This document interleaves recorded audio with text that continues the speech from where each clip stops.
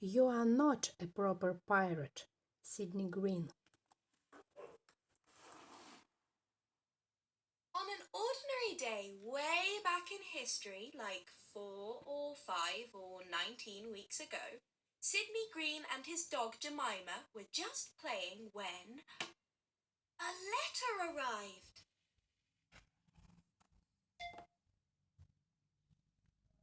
The letter said, "Dear Sidney Green, you have spent too long just playing. It's time to become a proper pirate. Please report to me immediately. Yours heartily, Captain Shipshape."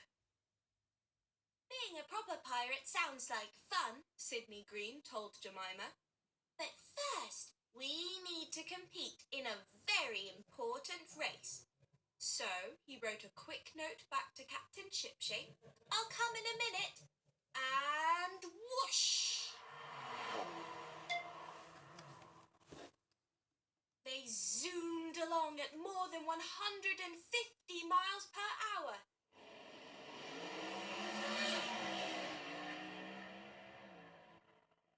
Zipped around corners, jumped over the Great Wall of China, and won the race by a whisker. They had a rip-roaring time. Then they headed home and forgot all about Captain Shipshape until a scarlet macaw flew through the window.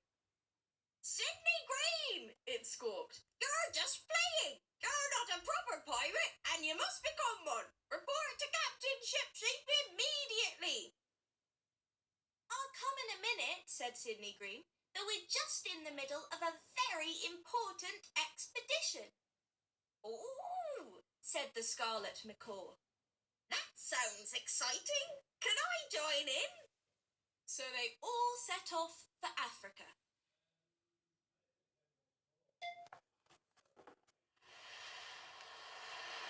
They got lost in the ocean, tumbled down a waterfall, nearly got eaten by a shark, but arrived in Africa just in time for a hippo's birthday party.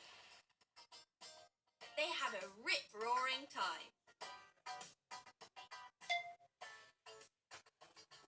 Then they went home and forgot all about Captain Shipshape until there was a loud knock on the door.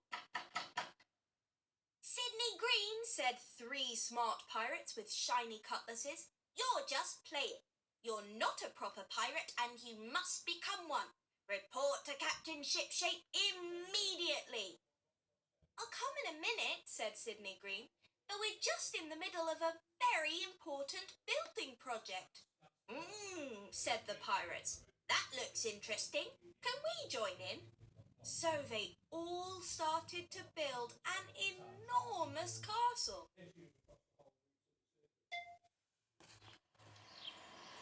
It had 23 turrets, 17 dungeons, and a moat full of crocodiles. They had a rip-roaring time.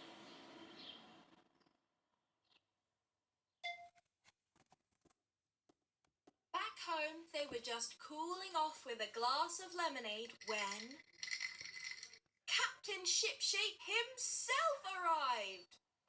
"You're not a proper pirate, Sidney Green," roared Captain Shipshape. "You're just playing. We have so much to do and so little time. I need to keep my ship shipshape. You must become a proper pirate right now because I said so." "Look," said Sidney Green, "I'll come in a minute, but the thing is, I've just received a very important phone call. Aliens are planning to attack Earth, and we need to stop them."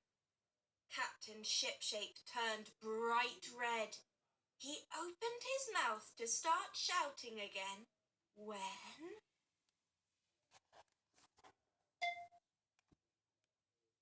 dunk, A piece of flying moon rock landed on his head. "Wait for me!" cried Captain Shipshape. "Well," said Sidney Green, "if you're going to be in my crew, I think you'd better wear a space helmet too." So they all fastened their helmets securely. Then they blasted into outer space.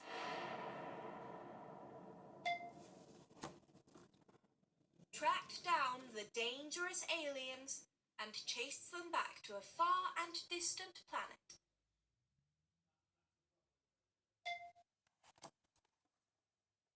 And they all had an absolutely rip-roaring time.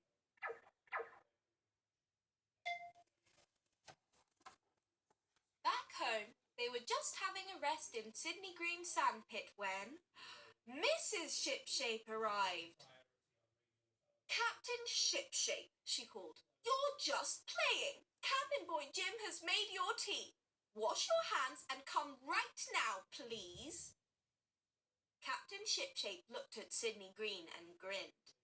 "Okay," he said, "but we're just in the middle of a very important dinosaur dig." "I'll come in a minute." So they turned on their torches, picked up their best digging tools and...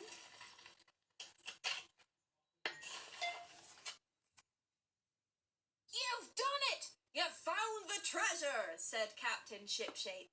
"You're a proper pirate, Sidney Green."